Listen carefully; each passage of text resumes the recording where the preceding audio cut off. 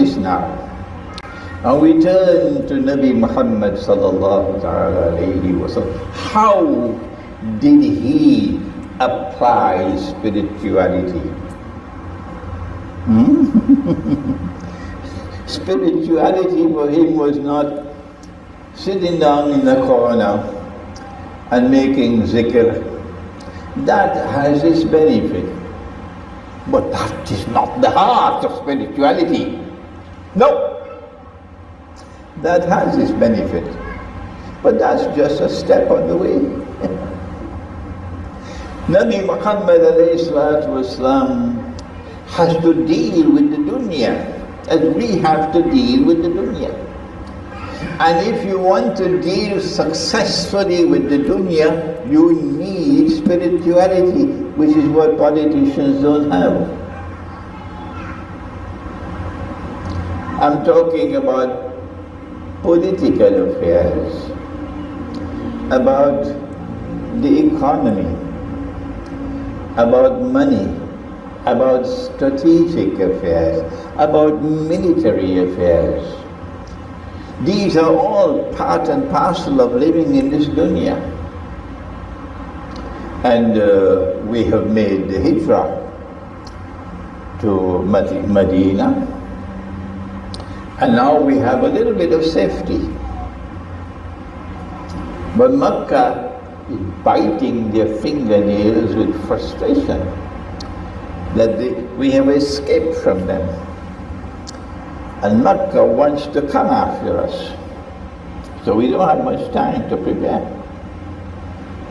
But when we reached Medina, after 17 months in Medina, it became plain and clear that the Jews have rejected Nabi Muhammad ﷺ and rejected the Quran and are now plotting and planning our destruction. And so we acted decisively when they violated their agreement with us. And we expelled them from Medina, and they went to Khaybar. And over there in Khaybar, they're biting their fingernails in anger. They are our mortal enemies. So we have enemies to the northwest, and we have enemies to the south, and we in the middle. The Jews are now attempting to form an alliance with Makkah. And if they succeed in that alliance, that's it, we finish. We are sandwiched. This is called the strategic environment. And Nabi Muhammad alayhi salatu wasalam is a political leader here. And he has to examine the world around him with insight, spiritual insight. And he has to be able to formulate plans with which to be able to change the environment and make it less dangerous for him. I see only one leader in the world today doing that. Only one. And that is Putin, President Putin of Russia. But of course my Salafi critics don't agree with me. They only have two words to say, Putin this and Putin that, and Assad this and Assad that. Doing nothing. With his feet frozen in concrete. For how long? Pakistan was born in 1947. The Kashmir problem began in 1947. And this is 2019. How many years? 53, 63, 73, 72 years. For 72 years with your feet in concrete and no initiative to try to change the strategic environment. to make it more favourable for you, until after 73 years Modi comes and hit you for a six in the bamboo. You play cricket? Yeah. The Indian government is openly hostile to Islam. It doesn't hide its hostility. And the Indian government is in an open strategic alliance with Israel. It doesn't hide it. No. At least it is honest about this. And the Indian government is moving forward. Some may say cunningly, I say intelligently. Oh yes, they are my enemy, but I recognize that they are functioning intelligently, and they are formulating their plans and strategies intelligently, and they are moving ahead. Yes. And so, after 73 years of static, no movement, suddenly Kashmir is thrown out into the bamboo. No, Nabi Mohammed ﷺ would not do that. He has to prevent an alliance of the Jews in Khaybar with the mushrikeen of Mecca. How to do it? He is at war with Mecca, and yet he embarks on a peace offensive. He says, I'm going to perform the Umrah. The whole of Arabia recognizes I have the right to perform the Umrah. And the Quraysh have no right to prevent me from performing the Umrah. So he has embarked upon a very sensible and intelligent peace offensive. But if the Quraysh allows him to enter into Mecca and perform the Umrah while he's at war with them, all of Arabia will sit down and laugh and laugh and laugh.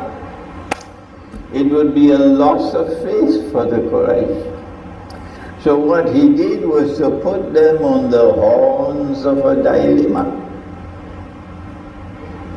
They can't do this, they can't do that. And when he set off from Medina, from Mecca, the Quraysh realized this is trouble. We have to prevent him from reaching the area where it's haram. So they sent Khalid bin Walid with 200 horsemen.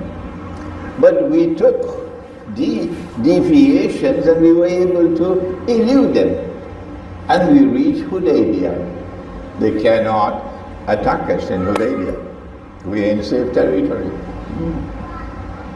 So Nabi Muhammad ﷺ succeeded in forcing the enemy to the negotiating table. MashaAllah. What a man. What a leader.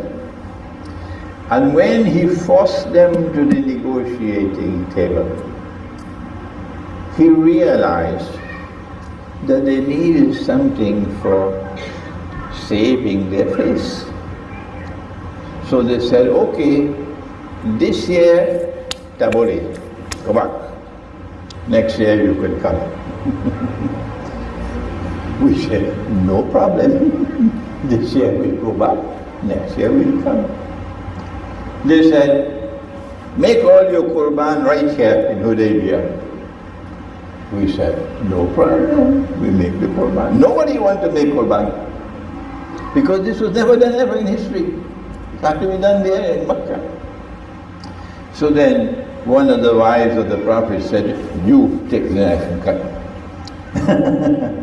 And then he made the first Qurban. They said, any of our slaves who leave Mecca and go to join you in Medina, send them back. But any from there who come to us, we don't send them back. We said, no problem.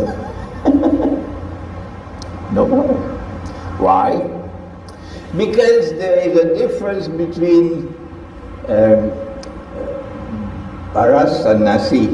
Baras is the rice with the husk, and nasi is the rice without the husk. So what is the husk?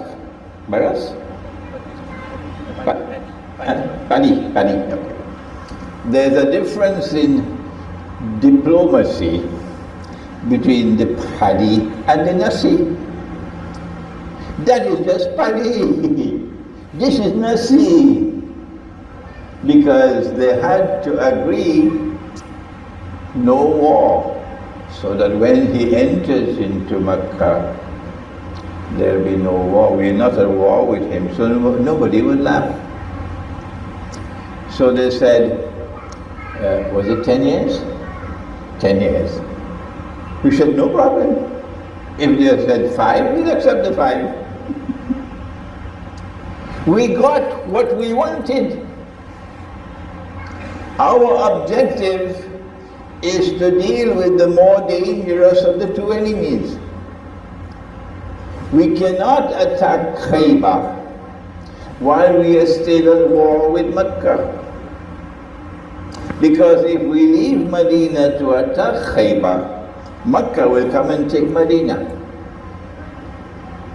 See? Nor can we leave Medina to attack Mecca, because if we do that, Khaybar will come and take Medina.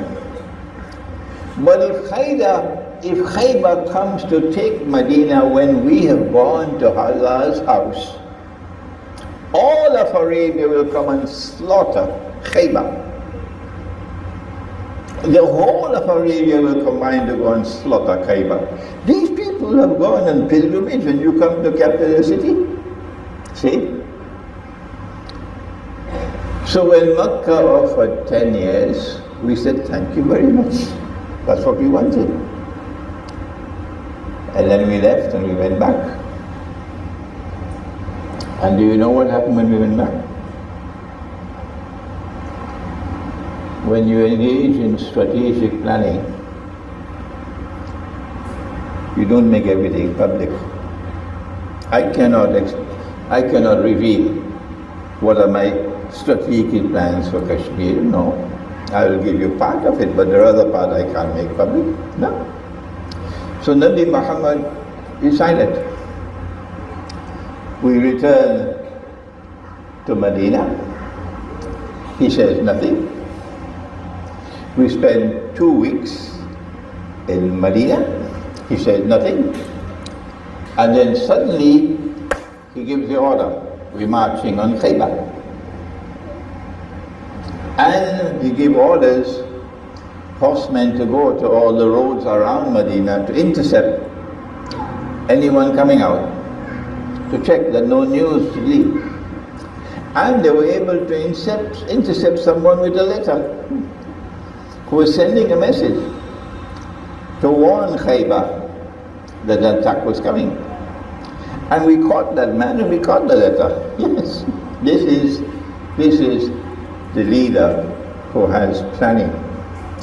So when we attacked Khaybar knew nothing of the attack. It came as a surprise to them. They came out in the morning to go to their fields, and they saw Muhammad alayhi salatu wasalam and his army. It was a surprise, absolute surprise.